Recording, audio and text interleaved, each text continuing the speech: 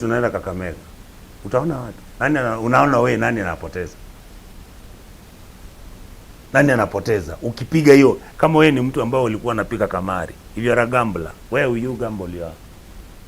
Na mimi najua kuna wengine wanasema hiyo ni mswaki, Mheshimiwa William Ruto hata sikia kitu kina Sifuna na kina Onyonka, hiyo ni timu ya watu maboys wanapiga makelele. Baba, wanafunzi wale walikuwa top notch wa Raila. Student number 1, President William Ruto. Come to second group. Hapo ndio unapata Babu, unapata Sifuna, unapata Onyonka, unapata Kibagendi, unapata Gisairo, unapata count them, unapata nani ya hii timu ya Nairobi. You dismiss those people and at your own peril. Hawa ni wanafunzi wa mzee Raila. Lakini vile vile umetaja Rais William Ruto. Nasema akiwa hivi, kama mwanafunzi. Nasema hivi kila wakati, si mwanafunzi yule akiwa number 1, kuna wengine wanakuja wanampita. Na kuna wakati pia anabaki akiwa number 1. Akiwa na bahati nzuri. Sababu wengine akiwa na bahati nzuri. Lakini dunia maisha hayapo hivyo. Kwa sababu yule alikuwa mwalimu wa heshima, alikuwa mzee Raila. Angalia watu wote amecheza siasa na Orengo, amefanya na Justin Muturi, amefanya na Wetangula, amefanya na William Ruto, amefanya na Kibaki, amefanya na Najib Balala, amefanya na Joho. Hawa watu wote hakuna mtu ambaye Raila hakuwa naye. Ile mikutano unaona, yule ni mzee Raila unaona. Mimi kama ambaye ni mwanasiasa sasa niko mzee ama unatuita kikongwe. Jana nilala vizuri sana. Kuna vijana wataendelesha Kenya iwe nchi yenye heshima, nchi ambayo inafuata sheria, nchi ambayo tunapendana, nchi ambayo wizi wa rasilimali ya wananchi maskini unakoma. Ni kipi kilichofanyika pale Kitengela mheshimiwa, kwamba kukawa na tear gas zimeweza kurushwa?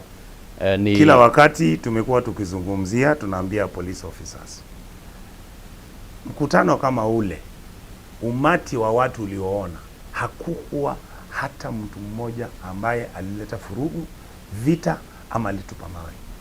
Mpaka polisi wakaenda mbele, wakapiga nini? Wakapiga tear gas, wengine wakapiga risasi, ndio ule kijana ambaye alifariki akafariki jana. There was no need. Sasa mimi nilipoangalia nilikuwa nasema pengine polisi wetu training ina shida. Sababu gani? Kwa sababu mkutano wetu tulikuwa tushamaliza. Si uliona? Tulikuwa tushamaliza. Hamna haja kuua watu. Sasa kwa sababu ya yule ambaye alipoteza maisha yake, nyinyi mkiwa kama viongozi mmechukua hatua gani au mtachukua hatua ipi? Kwanza tumezungumzia hilo jambo, Sifuna amezungumza na mimi, Babu, tunapanga vile tunaweza kuzungumzia, lakini shida ama yule ambaye ana makosa sisi ni serikali imeua Mkenya. So tutafuatilia hilo jambo. Same thing. Nchi yetu ya Kenya, ile heshima ya kumpa Mkenya heshima zake ndogo ndogo ndio imetuishia. Hatuangalii mtu maskini ukimwona, ama vile naona ndugu zangu wananipigia kelele wengine wakiwa kwa serikali, anasema sisi watu wanapenda kupiga kelele tu, hata kama William Ruto anatujengea vitu aende mpaka mbinguni hatuwezi kumpenda, ni vile tu. Vitu zikipangwa vizuri utaona vimepangika, na hamna mtu ambaye atakuwa anamkosoa rais. Pengine tutakuwa tunamsema Mheshimiwa Rais, asante umefanya kazi nzuri, na tukimkosoa si eti tunamchukia.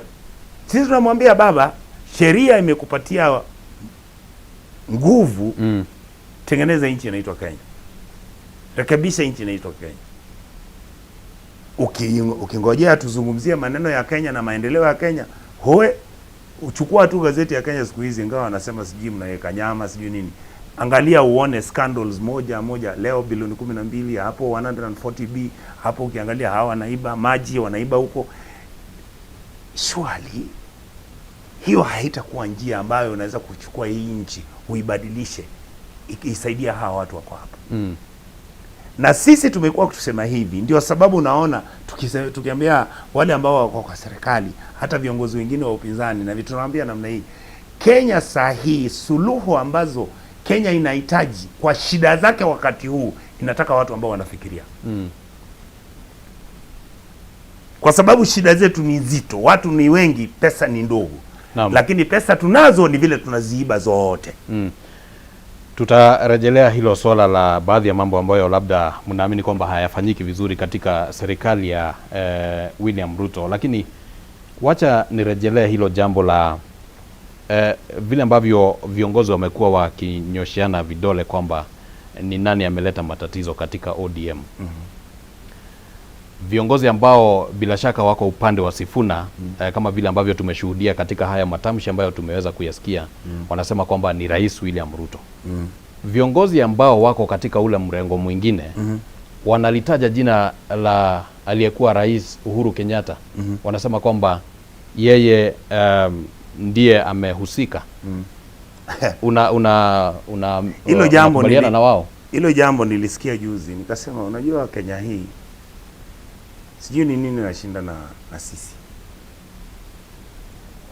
Uhuru Kenyatta amekuwa president miaka 10, amepewa kibunda chake, ameenda nyumbani kama mtu ambaye ameretire. Okay, ukiangalia maeneo ya Afrika, kama ni Afrika Kati, Afrika Kusini ama Afrika Kaskazini, uangalie vyama ambavyo vimeproduce mtu ambaye ni president. Sisi hapa Kenya ndio tuliua huo mfano.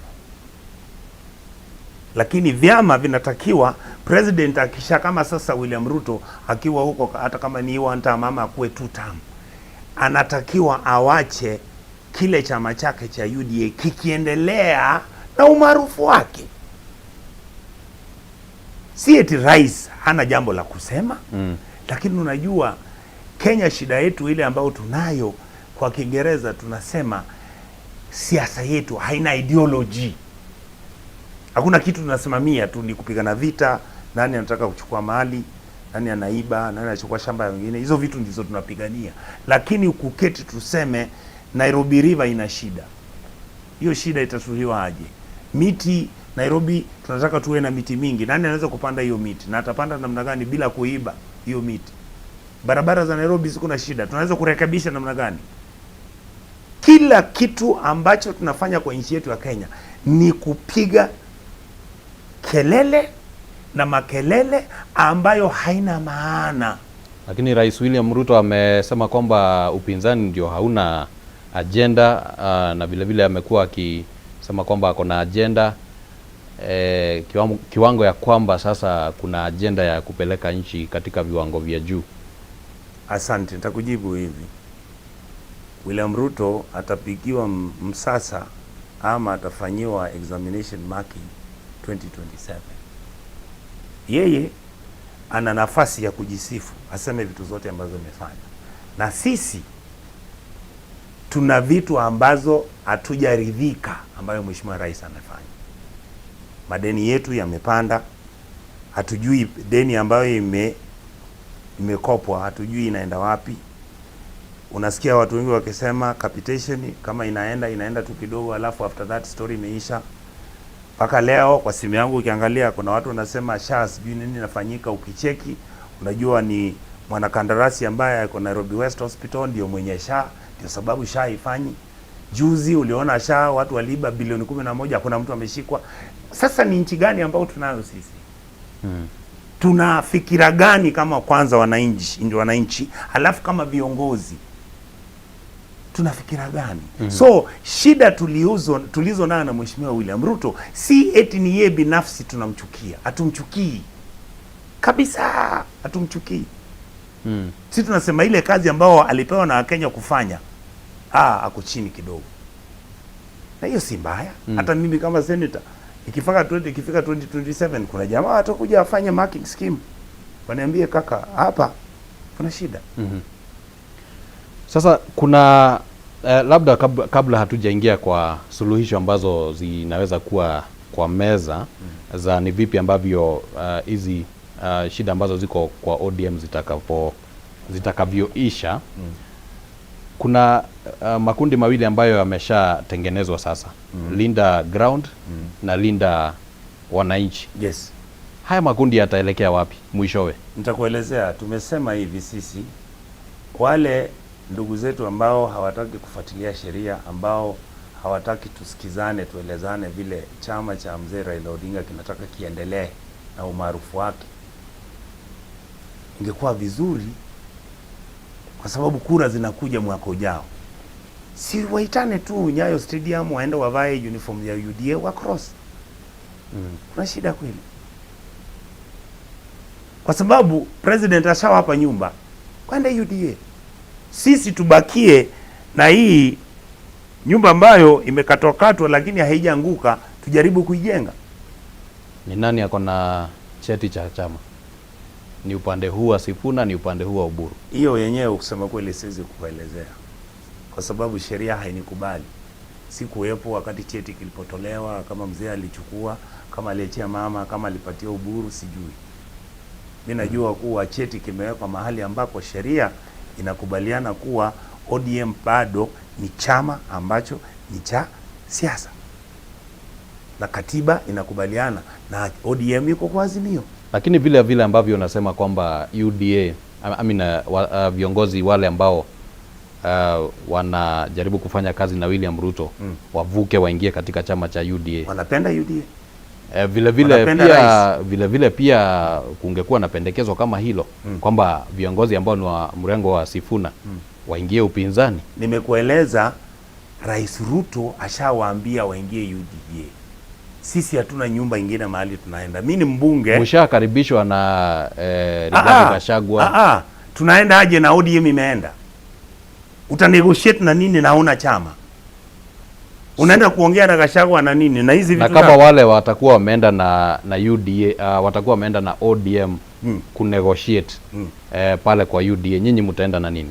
Ndio nakwambia, sisi jambo tunalosema ni kuwa wamekaribishwa kwenda kwa mgeni Mheshimiwa Rais, kwa sababu wanampenda na wanasema kazi anayofanya ni nzuri na hawana tashwishi kabisa na kufanya kazi na yeye. Sisi ndio hatuoni.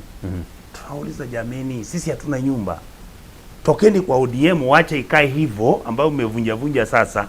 Nyinyi hameni. Sasa ile ODM ndio ile unaona ilikuwa Busia, ndio hiyo umeona iko Kitengela. Tunajenga jumba la mzee kwa mwavuli tofauti, labda siku za ODM ni ODM.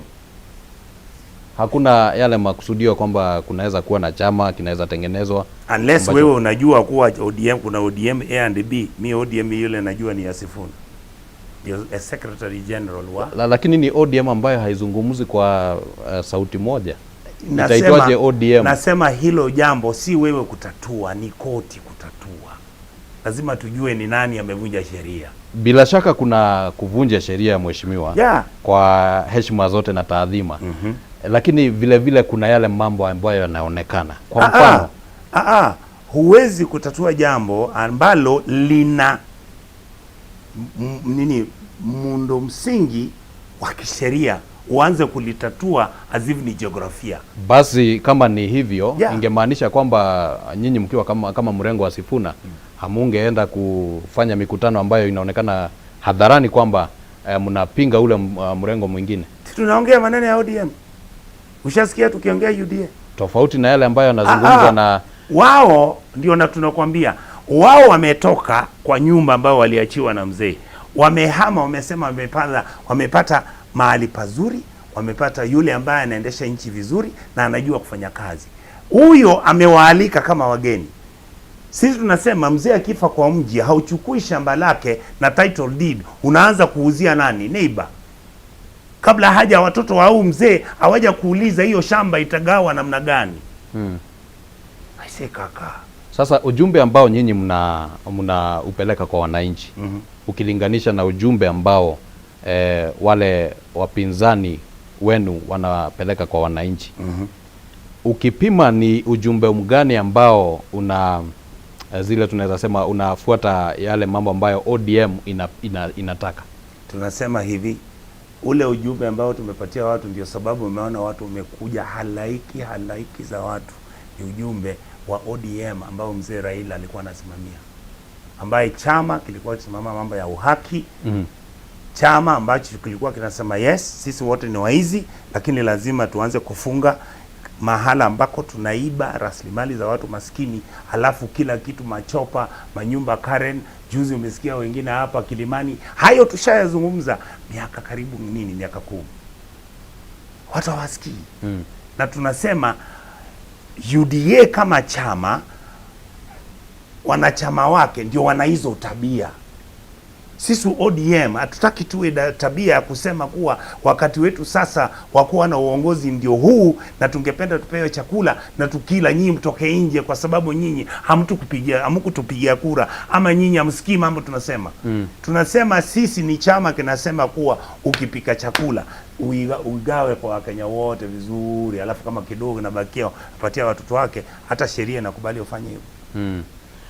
Kiongozi wa chama cha ODM Dr. Oburu Oginga amekuwa akitrend kwa matamshi yake akisema kwamba hatuwezi kaa bila power.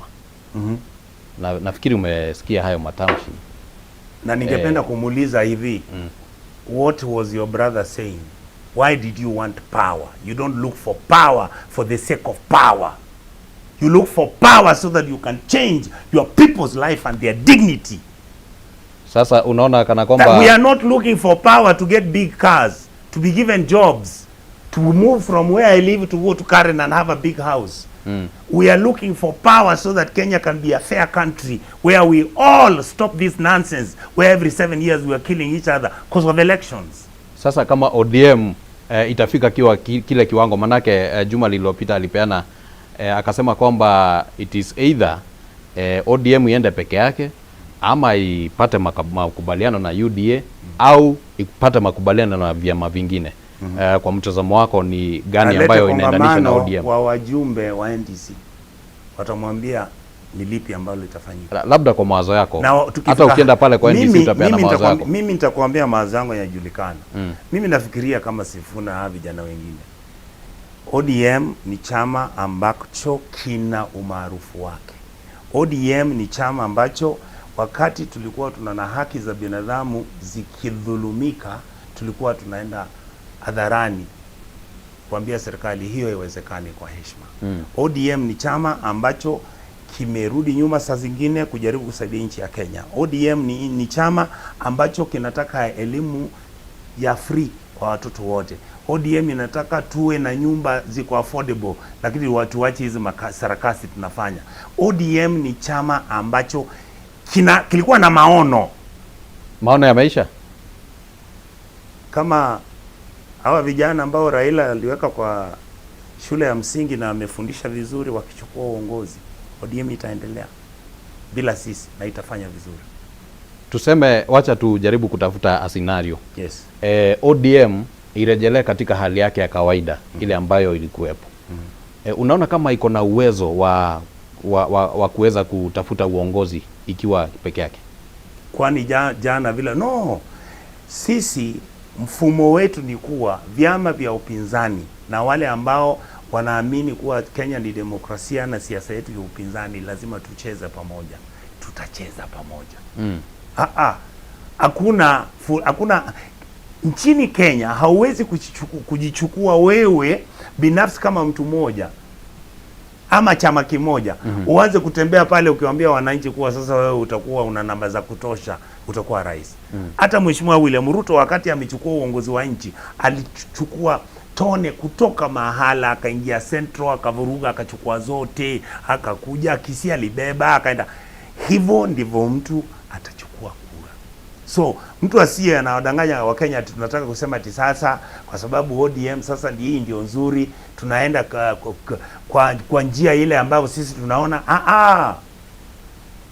Tutachukua wale viongozi wa upinzani wote ambao wako pale.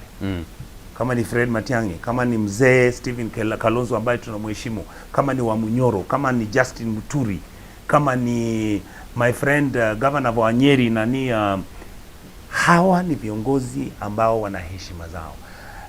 Ukiangalia upande wa Sifuna, uangalie upande wa Babu, ulete upande wa Hamisi, ulete upande wa Ososi, hawa ni vijana wote hawajapita miaka 45. Hao sasa wako karibu kulinda nchi. Ukileta hawa wachanga, ulete na hawa wazee wakisikizana, jackpot. Kwa hivyo kwa mapendekezo yako, ungeulizwa maoni yako, ungesema kwamba ODM isiende kwa makubaliano na UDA, kwa sababu waende makubaliano na upinzani? Absolutely. Sababu tuko kwa upinzani kwa sababu tuko nje hapa, tuko serikali ya kungojea serikali itakayokuja. Demokrasi tunayo, hakuna mtu ambaye alisema kwa hii demokrasi yetu kila mmoja sisi wote. Kama Onyonka unasimama kura ya senator Kisii, ukishindwa kimbia State House wakupatie uwe cabinet minister. Alafu sasa uachane na hiyo kazi yako ya upinzani na oversight, uingie State House uanze kusema vile president ni mzuri. Tuzoee tabia mzuri.